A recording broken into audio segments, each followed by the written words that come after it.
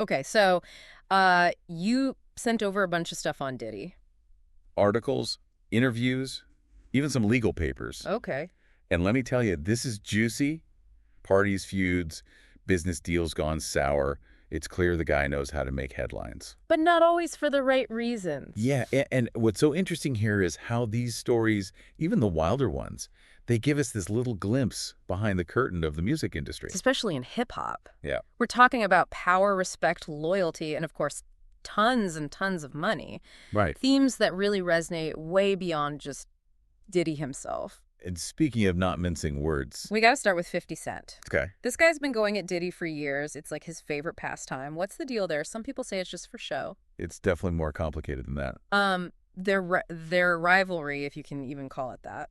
Is rooted in business entanglements. Oh. They have a shared history. And let's not forget the shadow of Biggie Smalls. Right. 50 Cent has accused Diddy publicly of exploiting Biggie's legacy for profit. He's even called out Diddy's management of Rick Ross, who, as you know, has his own long-running feud with 50. Right. It's like this tangled web of relationships and history. And then there was that raid on Diddy's house earlier this year. Yeah. Talk about adding fuel to the fire. Mm-hmm. 50 Cent's Diddy done it. Comments afterward were brutal. That comment, for those who might have missed it, was in response to Diddy's lawyers suggesting that the FBI raid was somehow related to the unsolved murders of Biggie and Tupac. Oh, wow. 50 Cent, always one for a jab, implied that Diddy himself was somehow involved in those tragedies. He's even brought up other things found during the raid, let's say. To further embarrass Diddy. Okay, see, that's what I mean about going below the surface. It's not just about a diss track here. Or if a shady comment there. Right. It's about using these events, these moments, to control the narrative, right? Exactly. And 50 Cent is a master at that. Remember that video of Diddy struggling to ride a bicycle? Relatively harmless, right? Well, 50 Cent used it to dredge up an old rumor about Diddy allegedly groping Mike Tyson back in the 90s. Oh, no. Sure or not, it played into this image of Diddy as out of touch, even desperate. So calculated. But before we go too far down the 50 Cent rabbit hole, we have to address the elephant in the room, or maybe I should say the ghost in the room, because you sent us some sources alleging Diddy's involvement in Tupac's death. I mean, whoa. Yeah, it's crucial to state up front that these are allegations, not proven facts. Right. However, the fact that they persist even finding their way into lyrics by artists like Eminem speaks to the power of rumor and innuendo, particularly in hip-hop. Eminem actually went there. What did he say exactly? In his diss track, Kill Shot, which was aimed at Machine Gun Kelly, but also took aim at a few other people, Eminem raps, "The day you put out a hit's the day Diddy admits that he put the hit out that got Pac killed." Not exactly subtle. And I'm guessing this Kef D source you mentioned is where things get really intense. Kef D was a key figure in the Las Vegas events that led to Tupac's death. Okay.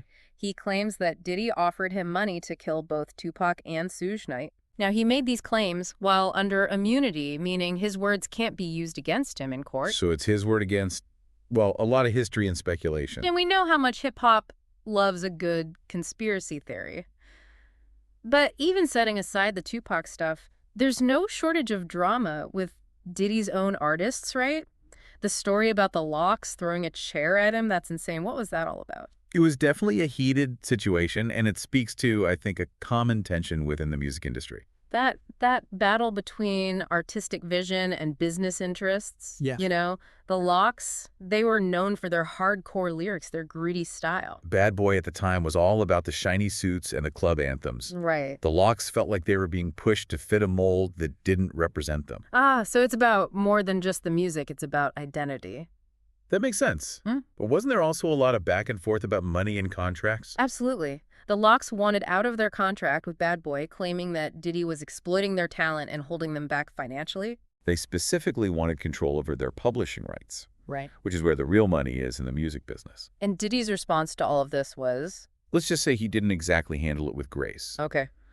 Just be one of the members of the Locks publicly called Diddy a coward and a thief, accusing him of withholding money owed to them. Wow.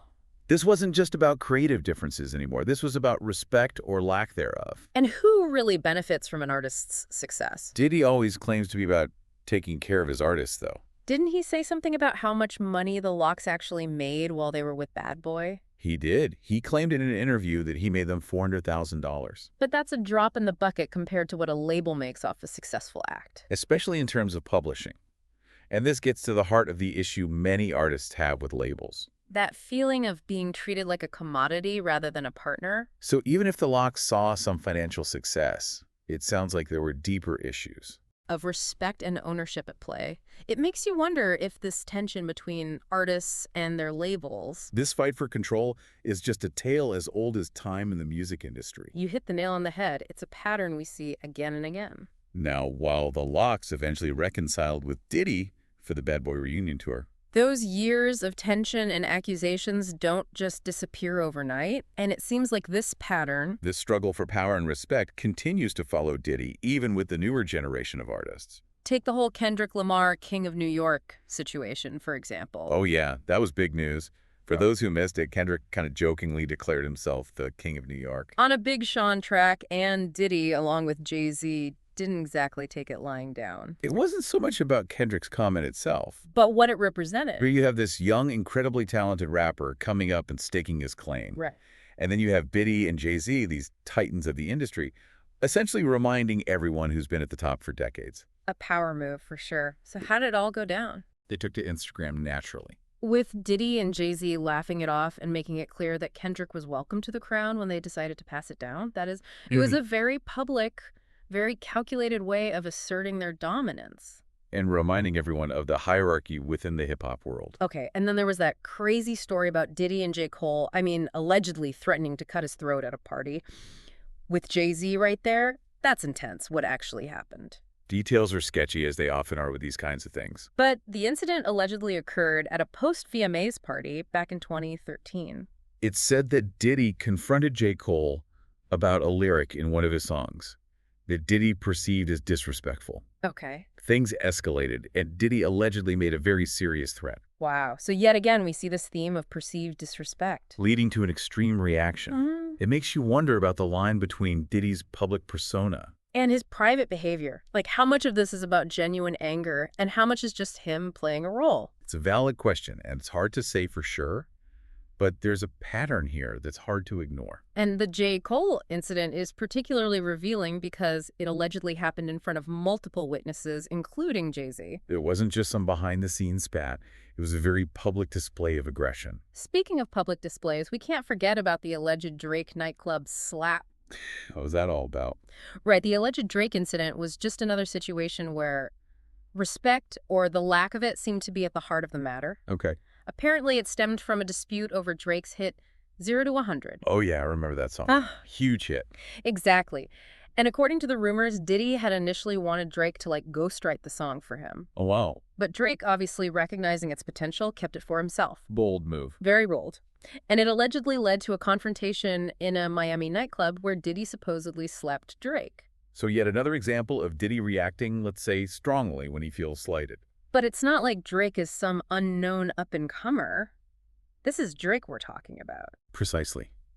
It highlights how these power dynamics and these ego clashes can play out even at the highest levels of the industry. Right. It's not just about a newcomer trying to prove himself. It's about established stars vying for their place in the hierarchy. And where does Kanye West fit into all of this? Because that's a whole other level of messy. Kanye, as always, is a bit of a wild card. Their falling out over the White Lives Matter controversy was very public and very heated. To say the least, Kanye went on a full-on rant, calling Diddy a fed, accusing him of being fake hard. And even dragging Kim Kardashian into it. It felt like their personal lives and their industry beefs all kind of exploded at once. It was a fascinating glimpse, I think, into the complex layers of these relationships. Kanye clearly felt betrayed by someone he considered a mentor and a friend. Right. And he didn't hold back in expressing his anger and disappointment. What's particularly interesting about the Kanye situation is that it speaks to, I think, a larger conversation happening within hip-hop. About social justice activism and the role of artists in speaking out against injustice. It's like the lines between entertainment and real life get really blurry. So after looking at all of this, the parties, the feuds, the accusations... Does any of this actually affect Diddy's career? Or is it all just part of his brand, this bad boy image that keeps people talking? That's the million-dollar question, isn't it? On the one hand, You could argue that there's no such thing as bad publicity. Right. Diddy's name is constantly in the headlines, even if it's not always for the most flattering reasons. That keeps him relevant, keeps people talking. But on the other hand, there have been some pretty serious allegations made against him. Exactly. And while it's important to emphasize that many of these accusations are just that allegations, not proven facts.